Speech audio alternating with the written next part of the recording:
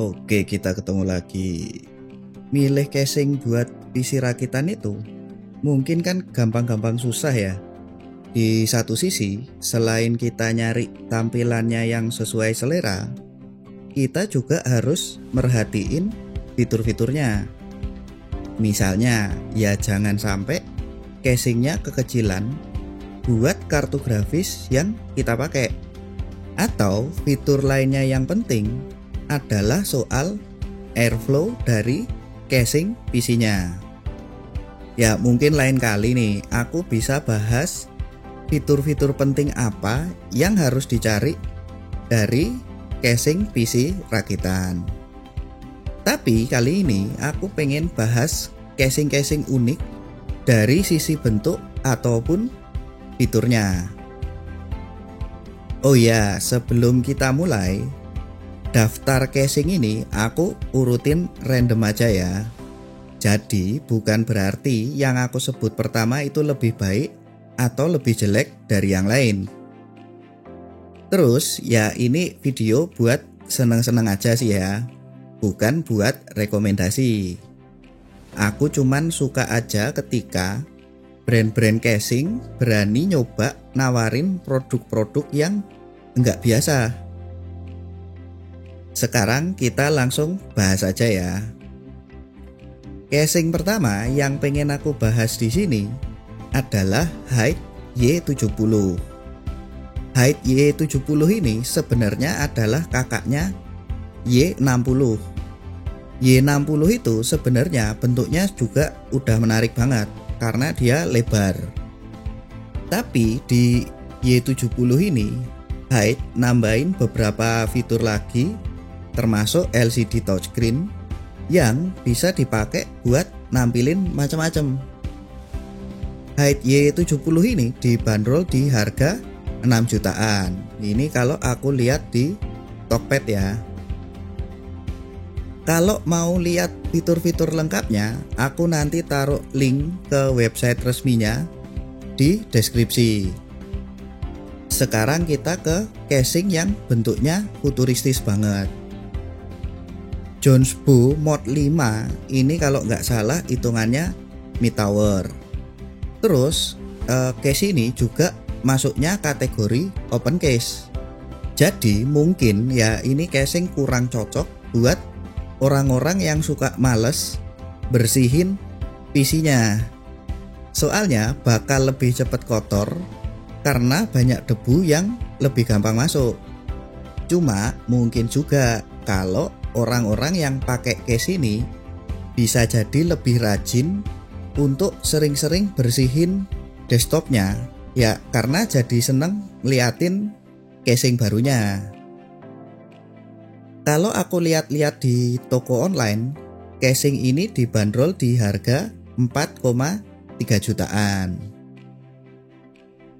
Sekarang kita ke casing ketiga. Kalau cuma dilihat sekilas, APNX C1 ini kayaknya biasa aja. Tapi casing ini punya keunikan dari sisi jumlah dudukan buat kipas-kipasnya.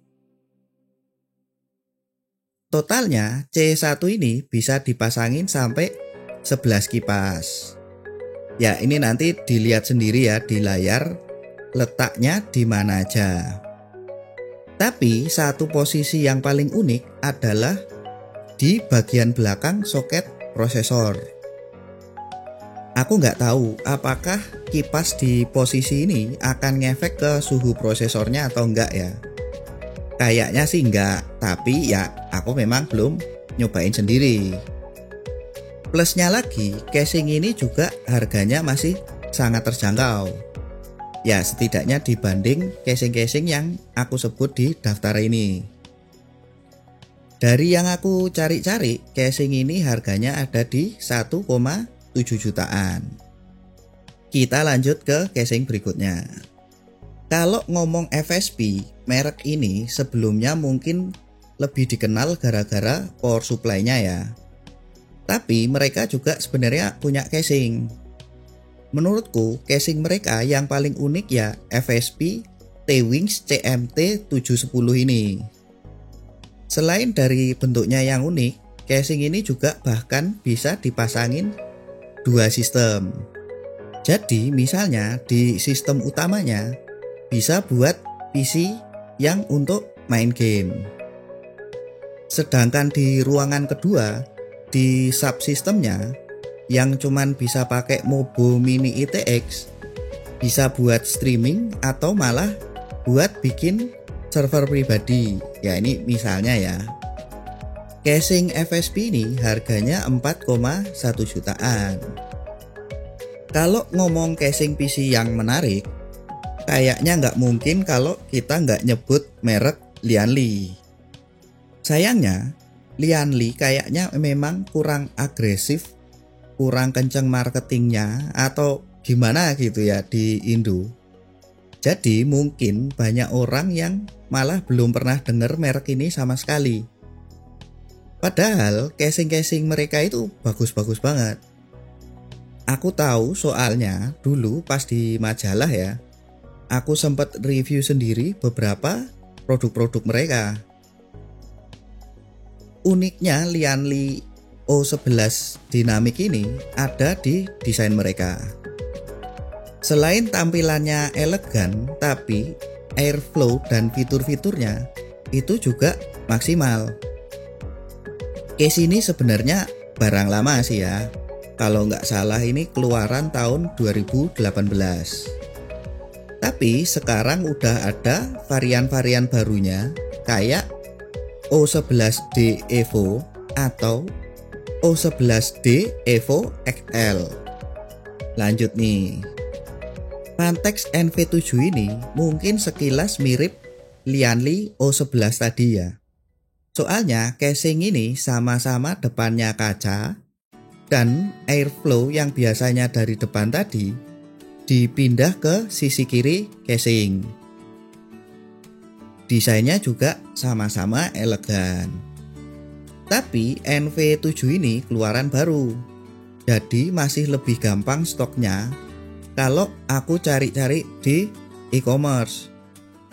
Casing Vantex ini harganya di kisaran 3,3 sampai 3,5 jutaan. Sekarang kita ke casing yang ketujuh. Casing yang ketujuh ini kita bahas lagi casing yang bentuknya sangar. Antec Torque ini termasuk open case. Ya kayak Jonesbow Mod 5 tadi. Open case ini berarti kemungkinan besar lebih cepat kotor.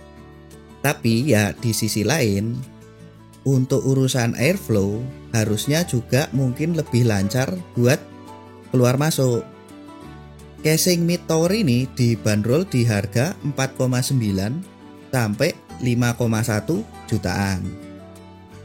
Nah, kalau casing yang selanjutnya ini sekilas kelihatannya biasa banget. Tapi casing ini diklaim sebagai casing pertama di dunia yang full modular.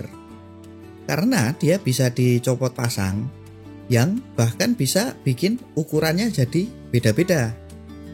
Kalau kegedean ada beberapa bagian yang bisa dicopot biar lebih imut. Tapi kalau misalnya butuh ruang yang lebih gede buat airflow, buat kabel manajemen, atau buat kartu grafis yang lebih panjang, casingnya bisa digedein lagi biar muat. Sekarang kita ke casing yang ke-9. Kita balik ke casing yang bentuknya unik banget. Casing ini bentuknya kayak piramida. Jadi pasti akan langsung mencuri perhatian. Karena bentuknya, Mobo di casing ini dipasang tiduran. Kalau aku cari-cari di Tokped, ada yang jual casing ini. Tapi sayangnya yang jual bukan toko-toko komputer yang aku tahu ya. Sedangkan kalau aku lihat di website resminya Enter Komputer, ya ini sih katanya stoknya kosong.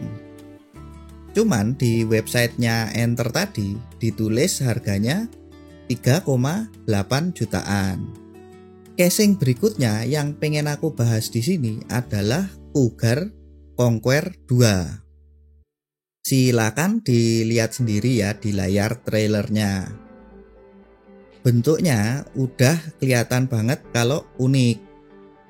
Selain bentuknya yang sangar, casing full tower ini juga punya sub chassis yang detachable.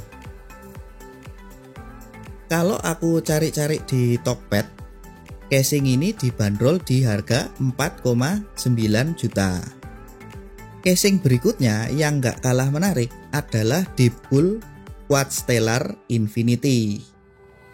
Karena desainnya yang unik, casing Deepcool ini dibagi jadi 4 bagian alias kompartemen untuk naruh komponen-komponennya nih. Jadi misalnya kartu grafisnya itu dipasang di kompartemen yang beda sama motherboardnya. Sayangnya karena case ini sebenarnya keluaran lama, aku nggak nemu toko komputer yang aku tahu yang jual casing ini sekarang. Ya setidaknya ini kalau aku cek di Tokped tanggal 27 November 2023. Cuman kalau aku lihat di Amazon, casing ini dijual di harga $340. Berarti ini sekitar 5,2 juta. Terakhir nih, barang terakhir ini mungkin bisa dibilang bukan casing juga. Karena sebenarnya malah kayak cuman rangka atau dudukan buat hardware aja. Tapi aku tetap masukin di sini karena unik banget. Produk Xtia ini jelas bukan buat semua orang sih ya. Tapi kalau beneran pengen nunjukin build PC yang super unik dan barebone, X Proto L ini beneran cocok. Oh iya, aku juga nggak nemu ini barang ya di Tokped. Cuman kalau di luar, X Proto L ini dibanderol di harga $125. Penutup ya. Beberapa case yang aku sebut di sini emang barang lama sih ya, yang mungkin stoknya udah nggak ada. Atau ada juga beberapa barang yang memang nggak ada distributor resminya yang masukin barangnya ke Indonesia. Mungkin karena banyak orang itu nggak nganggep casing itu penting. Makanya banyak toko dan distributor itu di Indonesia ya, yang nggak nyetok banyak casing-casing unik atau casing-casing yang mahal-mahal. Makanya ya di awal tadi aku kan bilang ya, video ini buat senang-senang aja, lihat desain-desain dan ide-ide unik dari casing-casing PC. Kalau ada casing unik yang belum sempat aku mention di sini, ya pasti ada sih ya. Coba tulis di komentar ya. Ya wis, gitu aja kali ya. Sampai ketemu lagi kapan-kapan. Dadah.